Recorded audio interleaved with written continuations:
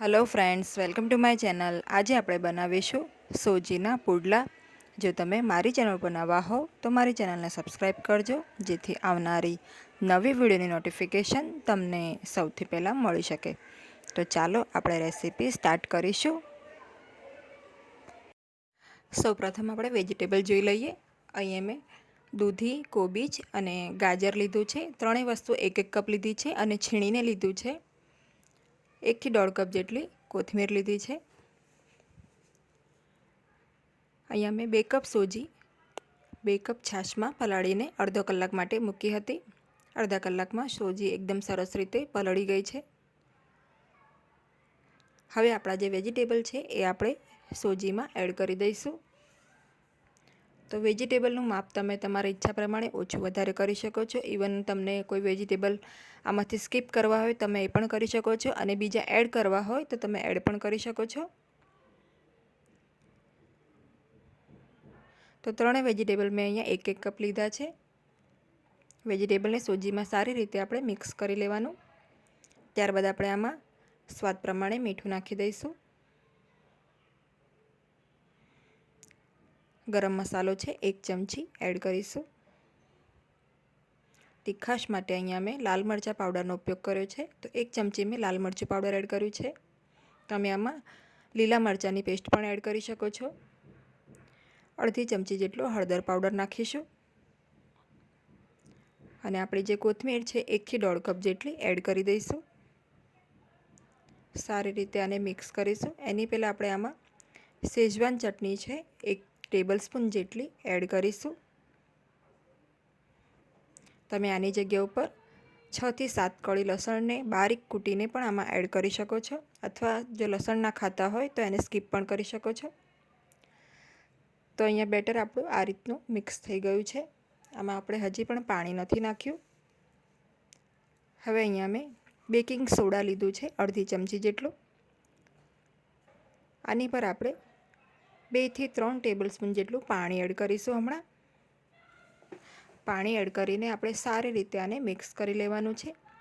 જો જરૂર જણાય તો પાછળથી આપણે ફરીથી 2 થી 3 ટેબલસ્પૂન જેટલું પાણી એડ કરીશું।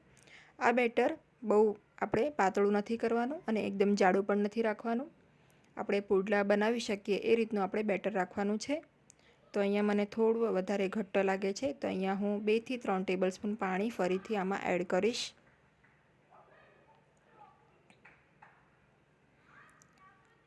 તો સોજીની ક્વોલિટી પ્રમાણે પાણીની જરૂરિયાત ઓછી વધારે થઈ શકે છે।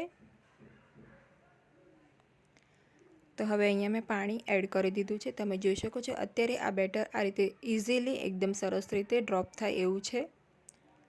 તો આ રીતે પુડલા પડે એ રીતનું બેટરની કન્સિસ્ટન્સી આપણે સેટ કરવાની છે। હવે મેં તવી ગરમ કરવા મૂકી દીધી છે। તવી ગરમ થાય એટલે આપણે એમને આની પર તેલનું જે બ્રશ છે એક વખત ફેરવી લેવાનું। ત્યારબાદ આ રીતે ચમચો ભરીને બેટર છે એ નાખી દઈશું, અને આ રીતે પુડલાને હળવે હાથે આપણે થોડું ફેલાવી દઈશું। તો પુડલાની સાઇઝ તમે તમારી ઈચ્છા પ્રમાણે નાની મોટી કરી શકો છો। મેં અહીંયા નાના પુડલા પણ બનાવ્યા છે અને મીડિયમ સાઇઝનું પણ બનાવ્યું છે, એટલે તવીમાં માં એટલું બેટર આપણે એક સમયમાં એડ કરી શકીશું। તો 2 થી 3 મિનિટ આપણે આને લો ટુ મીડિયમ ફ્લેમ ઉપર કૂક કરવાનું છે। ઉપરની જે સાઈડ છે એ આ રીતે ડ્રાય થઈ જાય ત્યારબાદ ઉપર આપણે તેલ આ રીતે લગાડી દઈશું, અને કિનારીએ પણ થોડું થોડું તેલ મૂકતું જવાનું।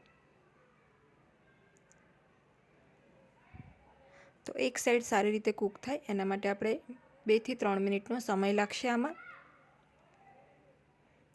3 મિનિટ બાદ આપણે આને આ રીતે ફ્લિપ કરી દેવાનું, એટલે જે ઉપરની સાઈડ છે એને પણ સરસ રીતે કૂક કરી લેવાની। ફરીથી આપણે આને 2 થી 3 મિનિટ કૂક કરીશું। આ રીતે બંને સાઈડ આપણે સરસ રીતે કૂક કરી લેવાનું છે। થોડું થોડું તેલ નાખતા જવાનું છે। તો 2 થી 3 મિનિટમાં બીજી સાઈડ પણ કૂક થઈ ગઈ છે। તો હવે આપણે આ પુડલાને કાઢી લઈએ। તો આ પુડલા આપણા રેડી છે। આને મેં ટોમેટો કેચઅપની સાથે સર્વ કર્યું છે। તમે ગ્રીન ચટણી, દહીં, અથાણું અથવા તો ચા કોફી સાથે પણ આને ઇઝીલી સર્વ કરી શકો છો। આ એકદમ હેલ્ધી નાસ્તો છે અને નાના મોટા સૌને આ ખૂબ જ ભાવશે। તો એક વખત આ રીતે સોજીના વેજીટેબલ પુડલા બનાવીને ચોક્કસ ટ્રાય કરજો. તમારા કોઈ સજેશન હોય તો મને કમેન્ટ બોક્સમાં ચોક્કસ જણાવજો. અને જો તમને મારી આજની આ રેસીપી ગમી હોય તો વિડીયોને લાઈક અને શેર કરજો અને મારી ચેનલને સબસ્ક્રાઈબ કરજો. Thanks for watching.